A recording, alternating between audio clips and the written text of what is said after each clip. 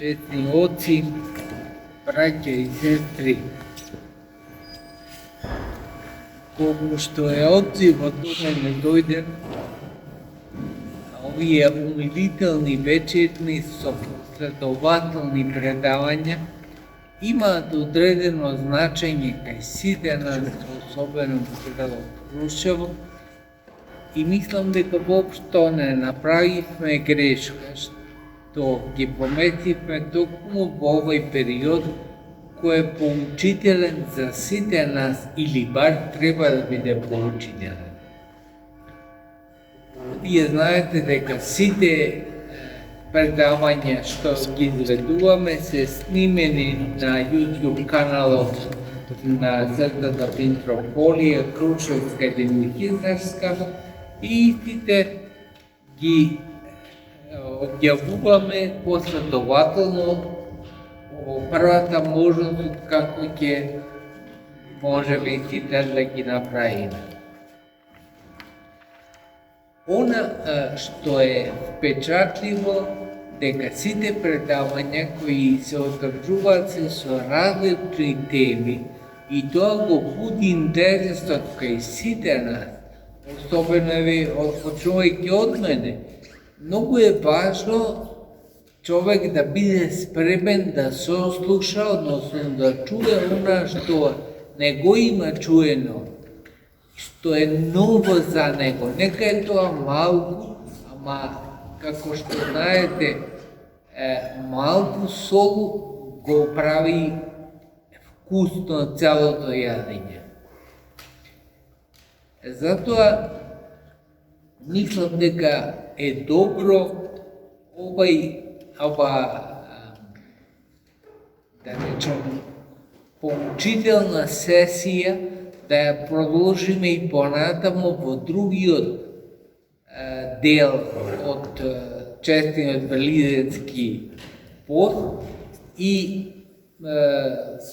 по потреба секако и понатаму ќе ја развиваме, особено по идниот циклус на Светата 40 до година. Денеска чест ми е да го му кажеме добре дојде на неговото преосвештенство епископот Делчевски и Каменички господин Марков, кој доаѓа од Источна Македонија и за сите нас ќе донесе некое ново искуство, затоа што секој од нас, почнувајќи од епископите, свештениците, па и секој од верниците, има некое искуство кое во размената со другите искуства значи многу. Затоа е потребно да се отвориме кон другиот и секој да бидеме отворени. Не како што е во обичај, во времето во кое што живееме, се затвораме за луѓето, а со тоа се затвораме и за искуствата на другите. Нема да должам повеќе, со многу кратко ќе го представам неговото преосвештенство, за кое сите вас верувам биографијата ви е позната, ама затоа и кратко ќе се осврнам на истата. Роден е 1977 година во семејство во Штипката ги завршува сите основното образование. Понатаму се запишува во Средното богословско училиште во Трачево, во Скопје, значи, кое го завршува и понатаму продолжува на Богословскиот факултет во Скопје. Меѓутоа, после моето доаѓање во Штип во 1999 или 2000 година, тој е се уште певец во црквата Свети Никола во Штип, ама се приближува кон мојата маленкост и После тоа заедно со нас, кога мене ме избираат за митрополит на Повардарската епархија, тој доаѓа во Белес да живее во резиденцијата митрополитска, односно со нас. Оттаму знаете дека сме избркани во 2002 година и тој доаѓа уште како цивил во манастирот Свети Георги во Неготино со нас, ама она што е најзабележително на денот кога не изгонуваат и од тој манастир, тој прифаќа да биде замонашен во манастирот Свети Георги, значи во Неготино. Тоа не само кај мене и сега после толку години предизвикува една возбуда секако, зашто човек лесно е да се реши на полесни услови на живот, да прифати брзо и едноставно. Ама кога брзо решава да прифати полоши услови од оние во кои живеел до тогаш, тогаш треба навистина да се размисли колкава длабочина има во постапката. Зошто го направи тоа? Значи вечерта пред, знаејќи дека ќе бидеме злославени во манастирот Свети Георги во Неготино, тој прифаќа да биде замонашен, прима монашкиот чин и тогаш го добива името Марко од мојата смерност.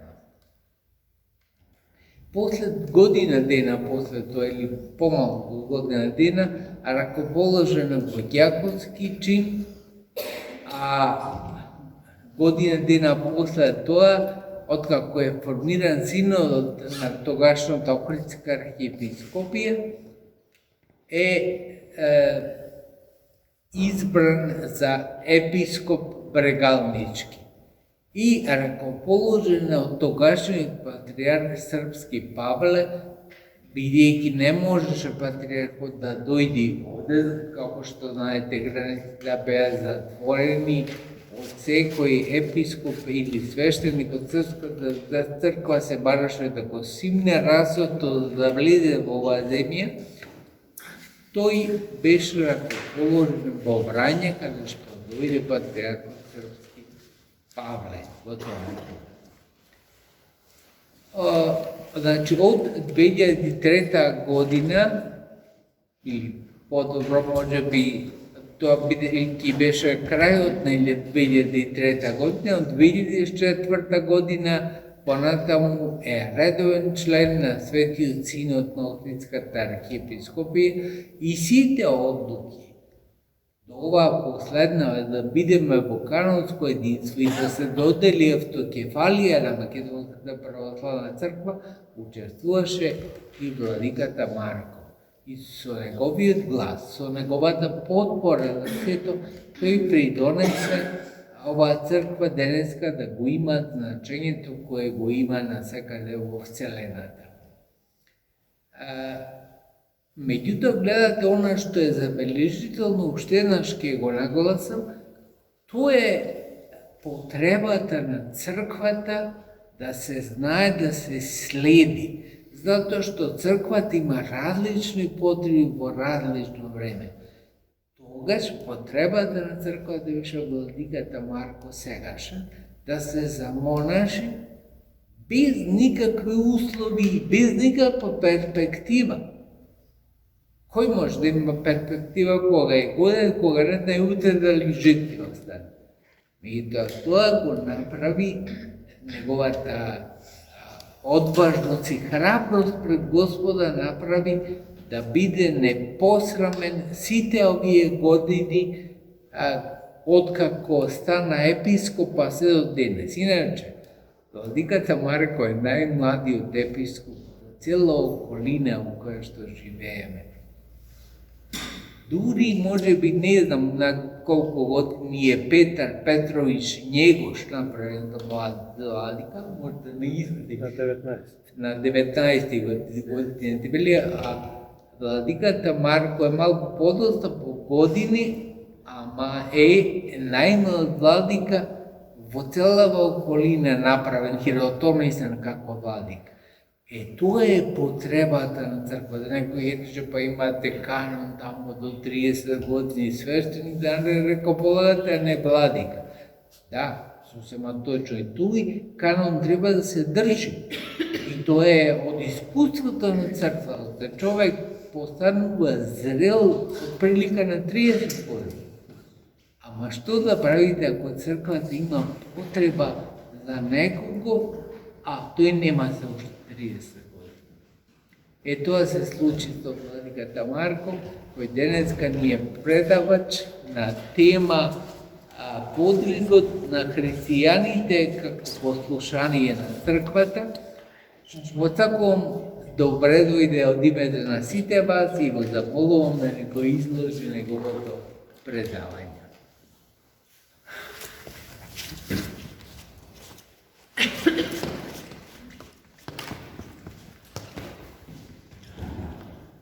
Наше високо преосвещенство, честни оци,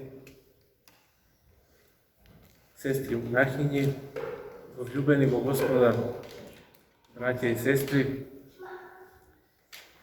голема радост имаме денеска. Празнуваме неколку празници и токму тоа не инспирира уште повеќе, а најголема радост е пред се оваа можност да се сретнеме лице по лице и да се израдуваме на меѓусебната средба. Секако првенствено за мене лично и голем благослов е секогаш кога ќе дојдам овде и секако ќе се видам со неговото високо преосвещенство. Посебен благослов за мене лично, велам, а верувам дека и вие го имате осетено тој благослов кој зрачи од неговото високо преосвещенство. И затоа и вреди човек да направи труд повеќе за вакви средби, за вакви духовни разговори, како што на првите духовни разговори ги нарече високо преосвещениот Крушевски или Мехисарски, духовни разговори. Сега го најави како предавање, меѓутоа навистина ова се духовни разговори кои подразбираат учество и ваше, не само од наша страна да кажеме нешто, учество и од ваша страна, и вашето искуство е вредно, и вашите прашања можеби ќе не потпикнат и нас на некакво поинакво искуство, некаква тема за размислување можеби, и затоа ете по ова некое излагање кое го припремив, би сакал да се развие и дискусија и разговор и навистина да личи тоа на духовен разговор. Не случајно го одбравме овој ден и оваа тема, токму денеска да биде. Денеска славиме, како што реков, 3 празници. Славиме недела, како ден на Воскресението, и средната недела од Великиот пост, која е посветена на честниот и животворен крст, но и голема радост што во истиот овој ден го празнуваме благовештението на Пресвета Богородица, радосната вест, која, како што пееме во тропарот, е возглавување на нашето спасение. Без овој празник, односно без прифаќањето од страна на Богородица на Божјата волја, сите други празници не би постоеле или би се чекала некоја друга девојка која ќе ја прифати Божјата волја. Но ете, Пресвета Богородица од името на целото човештво ја прифати Божјата волја, иако не знаеше како тоа може да биде и рече: еве, сум слугинка Господова и нека ми биде во зборовите на благовестникот. Велам, не случајно ја одбравме темата затоа што и темата некако кореспондира со денешниве празници. Подвигот на христијаните кој е рамен на носење на крст, а денес е крстовник, односно поклонување на честниот крст. Подвигот на христијаните како послушание на црквата, а имали некој поголем пример од послушност и смиреност од Пресветата Богородица, која ја прифати Божјата волја, а со цел да стигнеме до воскресението, кое што пак денеска го празнуваме. Поимот подвиг секако не ни е непознат нам, христијаните, и на почетокот само накратко би се осврнал на поимот,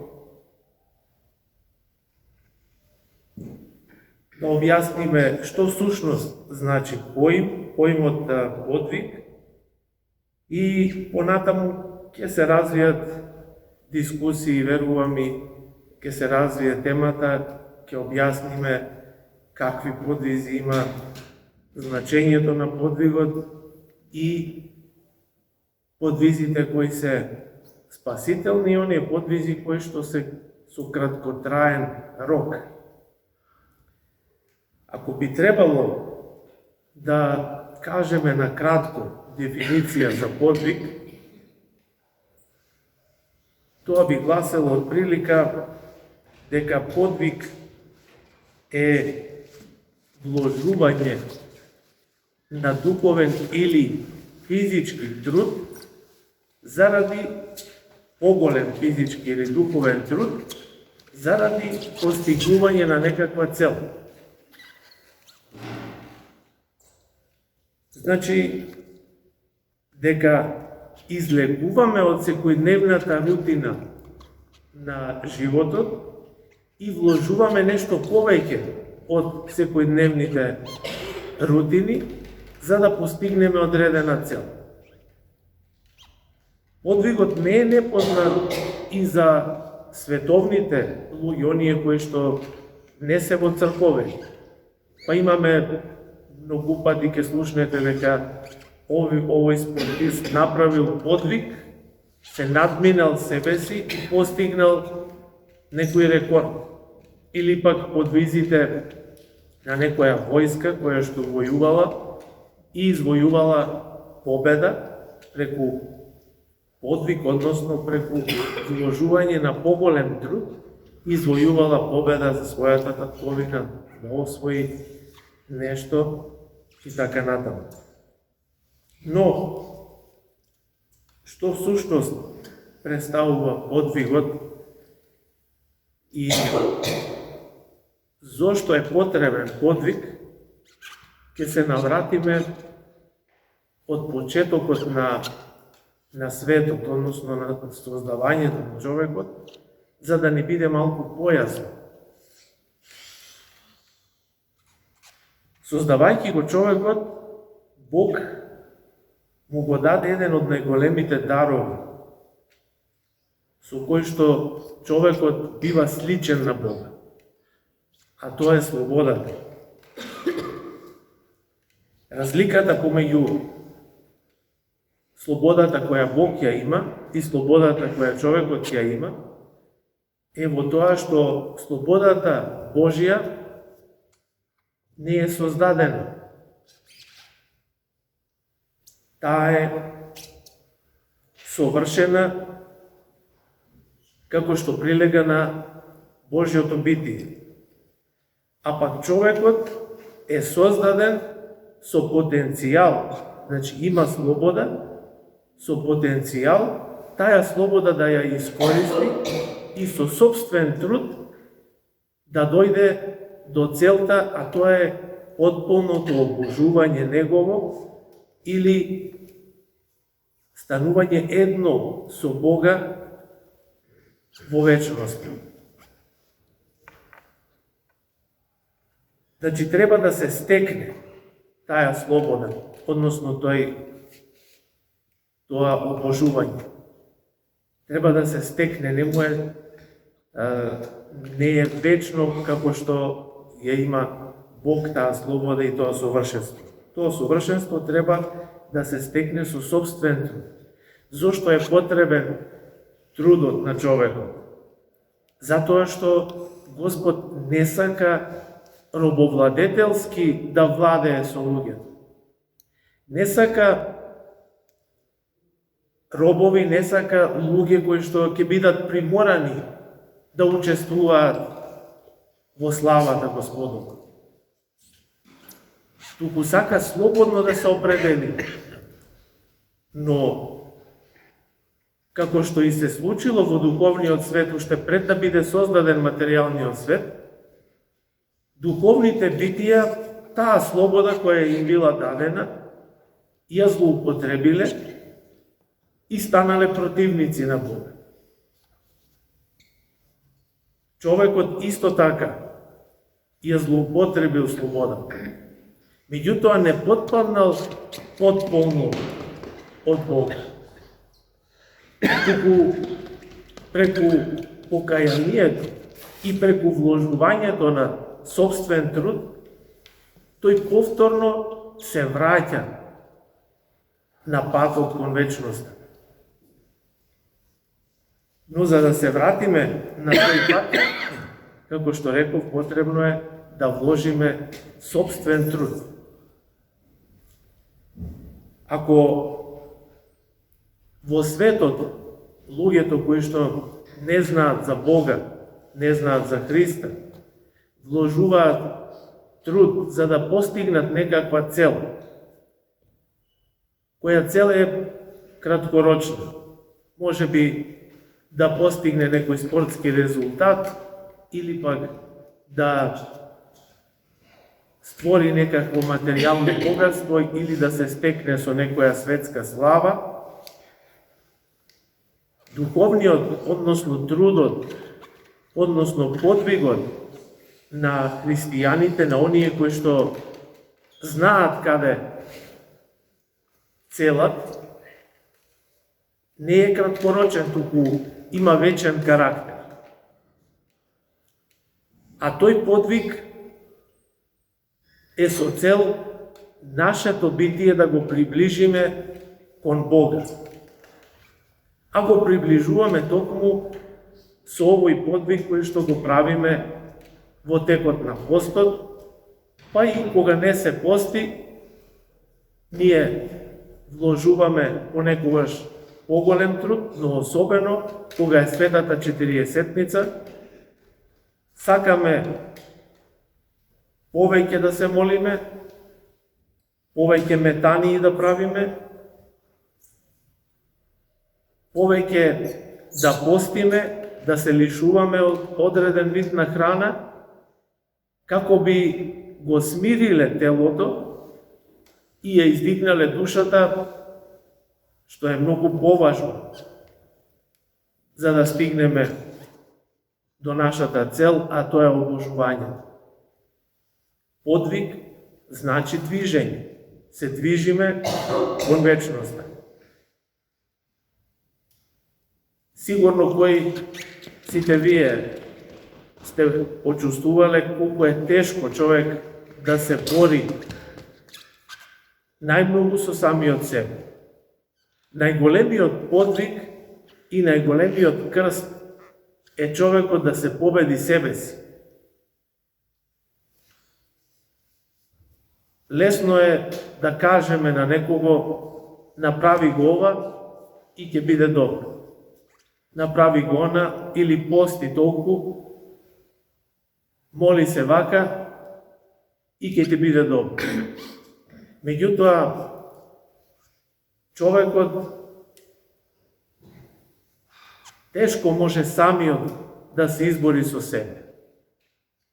И тоа е најголемиот подвиг, можеби, на човекот, да се избори со своите слабости, да ги надмине своите слабости. Затоа, црквата определила ваков колективен пост. Еден период во кој што ќе можеме сите заеднички да се молиме и да постиме, и кога црквата ќе објави дека сега е пост, тогаш е многу полесно во заедница да се пости. Се храбриме едни со други.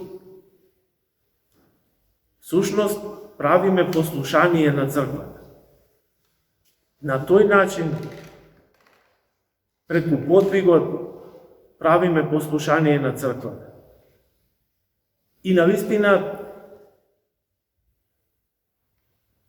поинаку, ако не е послушание на црквата, подвигот нема целисходност.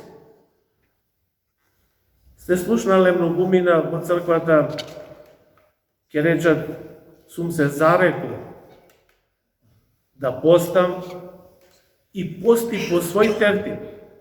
Или ќе се молам вака, по свој терпи. Тоа не е послушание на црквата. И тоа не е благословено. Затоа што ја бараме собствената волја. Не ја бараме волјата на Бога тогаш. Не ја бараме волјата на црквата, која ја кажува Божјата волја.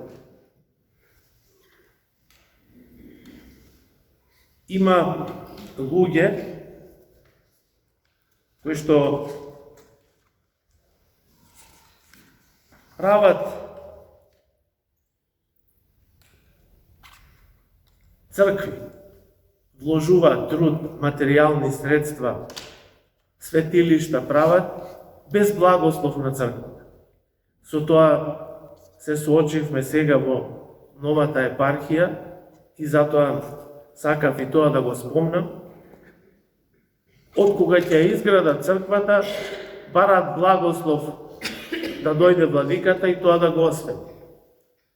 Ниту е направено канонски како што треба, ниту пак е направено со благослов од почетокот, туку сега им треба некој тоа да им го верификува.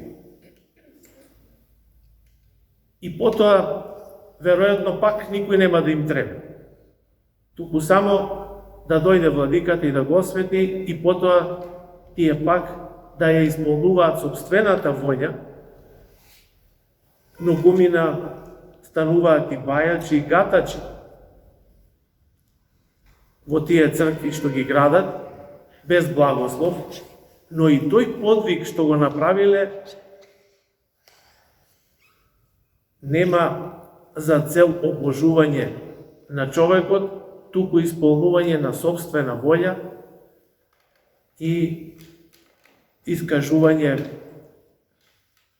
некакво своеволие и за некаква материјална цел.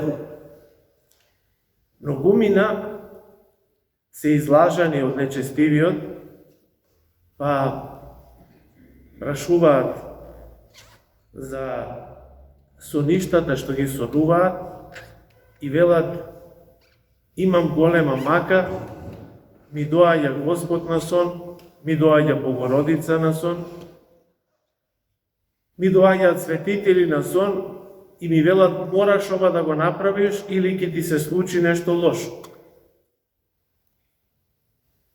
Но ако знаеме навистина како Бог функционира, како Бог ги гледа работите, како Господ го создаде светот и како гледа на човекот, ќе сватиме дека Господ никого не принудува на нешто.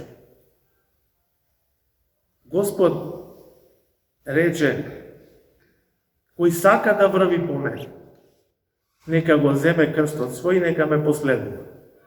Не рече морате да го земете крстот и да направите подвиг, да се мачите и да ме следите. Рече кој сака со слободната волја, нека го земе крстот и нека ме следи. Следењето на Господ значи токму подвиг, значи расплување, но расплување во љубов, расплување со слободната своја волја, гледајќи го Господ како ги расшири рацете на крстот и не прегрна сите во таа љубов распната, така и ние ги шириме рацете на крст, односно итаме во преградката Господова и ние да го прегрнеме со нашата љубов и да направиме некаков подвиг, за да ја искажеме нашата љубов кон Бога. Многумина градат цркви и прават добро на црквата заради слава земска, не заради некаков подвиг, не заради потребата на црквата. Нешто слично како оној младиот човек што го прашал Христос, што уште треба да направам за да наследам живот вечен. Тој почитувал, па дури веројатно и давал десеток на храмот,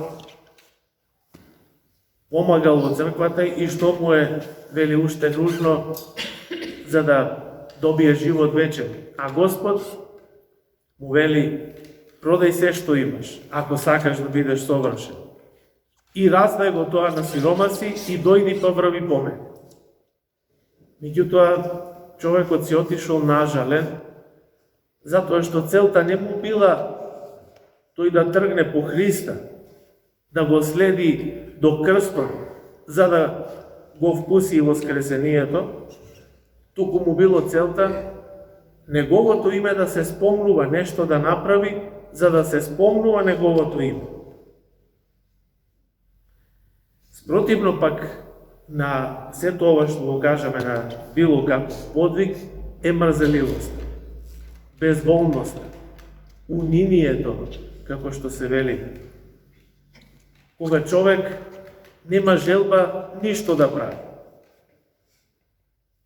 И тоа е крајност која не е благословена во црквата. И затоа се молиме со молитвата на Свети Ефрем Сирин, дух на униние да не ни даде Господ и да ни даде да ги согледаме нашите погрешки и да го љубиме братот свој. Може би најголем од сите подвизи на човекот е да се научи да ги сака сите луѓе. Ние сме луѓе слаби и сигурно дека не можеме кон секого да имаме иста љубов, како што Господ има кон секој од нас иста љубов. Без разлика колку е грешен човек. За Господ сите ние сме исти, деца сме негови. И затоа не сака. Сите. Но ние правиме градација од нашата слабост. Овој ќе го сакаме малку повеќе, овој помалку, овој нема воопшто да го сакаме. Овој ќе го мразиме, затоа што ни направил лошо. Меѓутоа, подвиг е да се натераме да ги сакаме сите луѓе. Господ ни го остави тоа како аманет. Ако сакате да достигнете совршенство, вели Господ, сакајте ги и непријателите ваши. Тоа е високо подигната летвичка која треба да ја достигнеме и да ја прескокнеме. Но треба да се стремиме без разлика колку имаме слабости и страсти во нас како луѓе, тоа е реперот кон кој треба да се стремиме. И никогаш да не се откажеме од трудот, од подвигот, затоа што токму тоа е движење кон Господа. И ние како луѓе, некој повеќе, некој помалку, ќе го изводи својот пат, но поголемиот пат на секој човек го изводува Господ. Некој може би ќе изводи 10%, некој ќе изводи 20%, но поголемиот дел од патот секогаш Господ го изводува за нас. Но никогаш Господ нема да тргне насила, ако покажеме мрзоволност, униние, никогаш нема да тргне да го изводи целиот пат. Затоа што така насила би не спаси. Би дошол до нас и би не зел со сила во рајот. И тогаш оној што не го сака рајот, пекула ќе му биде рајот. Но затоа е потребно да покажеме малку труд, малку подвиг, да се придвижиме за Господ, да не подземи од другата страна. Гледате во приказната за блудниот син. Блудниот син отишол во далечна земја и таму правил подвиг на некој начин. Се подвизувал и таму, но страдал за храна, но страдал не за да се приближи кон Отецот, туку страдал затоа што ја растурил енергијата која што Господ му ја дал. Енергиите и благодата што Господ му ја дал, ја растурил за бадијал. Ја растурил и се оддалечил од изворот и нема повеќе од каде да црпи. И затоа се нашол во мака. Но штом си дошол на себе, вели во Евангелието, рекол, ќе појдам во домот на мојот Отец, затоа што таму и слугите имаат храна во изобилие, а јас, како син негов, страдам овде во туѓа земја. И гледате каква е средбата на Отецот и блудниот син. Отецот оддалеку го видел дека доаѓа и тој му притрчал. Не го оставил да го каже сето она што планирал да го каже. Туку го прегрнал затоа што го видел неговиот труд. А неговиот труд бил да се придвижи, значи кон Оца, кон Бога. И Господ веднаш го подземал од другата страна, затоа што покажал послушност кон Оца. Затоа е потребно секој наш подвиг во црквата да биде благословен. Секој дело наше да биде благословено од црквата, да биде благословено од епископот, од свештеникот, за да можеме на тој начин да учествуваме во славата Господова. Потребна ни е помош на сите нас во подвигот кој го правиме и во Светата Четириесетница и во другите пости, но и надвор од постите. Потребна ни е помошта за стапништвото на светителите, затоа што тие се живи, не се мртви. Како што вели во Евангелието, Бог е Бог на живите, не на мртвите. И нема за Бог мртви, сите се живи, само се преселени од овој свет, но и понатаму нивните молитви имаат големо значење за нас овде во светот, каде што се уште се бие битката. И тие се наши помошници. Затоа се молиме на светителите, правенствено на Пресвета Богородица, па и на застапништвото на честните безтелесни сили, да ни помагаат во подвигот да се приближиме кон Бога, да се приближиме кон Царството Небесно. Би го завршил ова излагање со една интересна случка која ја раскажа владиката Кирил вчера на бдението во Света Богородица Пречиста во Кичево. Имаше бдение по повод празникот, па имаше гости од Грција и владиката Кирил токму за ова застапништво даде еден пример. На Света Гора живеел некој подвижник кој што бил исклучително ревносен во подвизите, во молитвата, во метаниите, во постењето. Живеел во некоја издвоена пештера, издвоена од манастирот пештера, и се подвизувал долги години. Веќе во длабока старост Господ допуштил да биде искушен од нечестивиот. И нечестивиот му пришол со една помисла: дали навистина подвигот што го правиш вреди нешто, или пак бадијала си го потроши целиот живот. И таа мисла почнала да го мачи. И се молел на Господ да му открие дали овој подвиг што цел живот го правел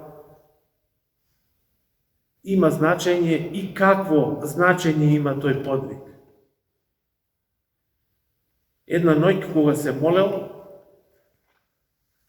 коленичел во неговата пештера, засветлила огромна, голема светлина и му се јавил ангел Господов и му рекол: старче, дојди зо мене да ти покажам нешто за да се утеши срцето твое. И го зел и го однел во рајот, каде ги видел светителите, преподобните, сите овие на кои што ние се молиме, ги видел во Царството Небесно како го слават Бога и се насладуваат од благодата Господова. И кога прошетале во рајот, тој пак го вратил ангелот во пештерата, го прашал дали сега се утеши. А тој со насолзени очи му рекол: знаеш, ние монасите имаме посебна љубов кон Богородица. Посебен однос гаиме кон Пресвета Богородица и мене многу жал ми падна што не ја видов Пресвета Богородица во рај. А ангелот се насмевнал, го подчукнал со крилото по рамо. Старецот му рекол: не грижи се, Пресвета Богородица го замоли Господ да ја пушти на земјата, затоа што има огромна љубов и кон монасите, кон подвижниците, кон вдовиците, кон сираците, кон секого на кој што му е потребна помошта незина и поддршката. И вели ќе се врати во рајот, тогаш кога сите вие ќе бидете во рајот, заедно со сите вас, ќе се врати во рајот. И таа, затоа што самата сакаше да се врати меѓу луѓето, да им помага на луѓето. Тогаш старецот така низ липање и му рекол на ангелот: кога Пресвета Богородица така сакала тогаш, кога е овде веќе меѓу нас, тогаш нема зошто да се грижиме. Тогаш навистина ја имаме нејзината поддршка во секој подвиг, во секоја молитва, во секој пост, во секој поклонување и носење на крстот.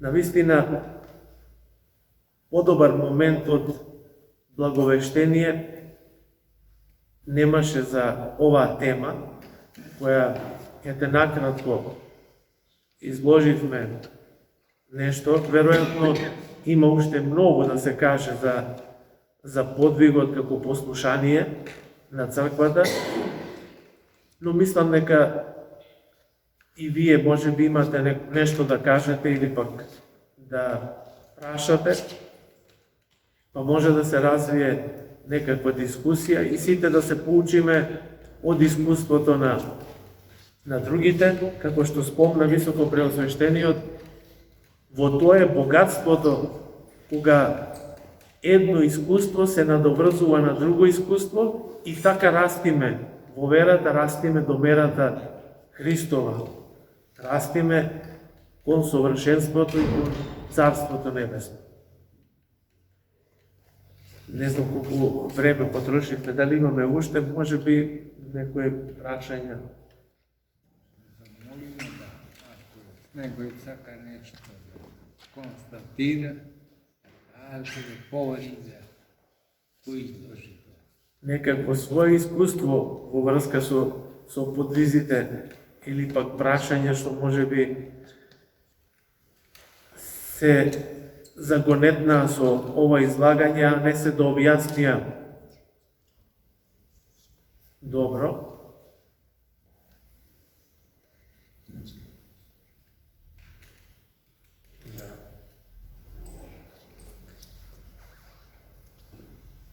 Ако нема, да му заблагодарим уште еднаш на неговото преосвещенство, епископот Зржевски и Каменички Господи Марко, да посакаме повторно да не биде гостин во прва наредна прилика и од сите вас секако да посакаме добри денови да поминува во ова света 40-летница во неговата богоспасаема епархија, каде навистина има ова што ни го кажуваше Стефански, да го спроведе во дело, затоа што кога е спроведено во дело, тогаш може да го имаме правото искуство ние епископите. Ви благодарам ваше преосвещенство. Каната и да се надеваме дека и кај нас ќе можеме да организираме вакви духовни разговори, средби и да се радуваме пак на меѓусебните видувања. Нека честит уште еднаш празникот за многу години. За наредната недела вие сте веќе известени дека предавач за наредното предавање е професорот од Богословски факултет Милан Ѓорѓевиќ со неговата сопруга. Заедно ќе го споделат со нас тоа искуство во брачниот живот и подвидите кои се прават во бракот. Интересно ќе биде за сите, особено за нас безбрачни, да видиме дека и некој друг има подвидите. Ние често пати се занесуваме безбрачните дека потешко од нас никој не прави подвид. Сигурно има многу потешки подвиди во една семејство, во една фамилија. Тоа ќе можеме во директен опит да го имаме после наредно предавање.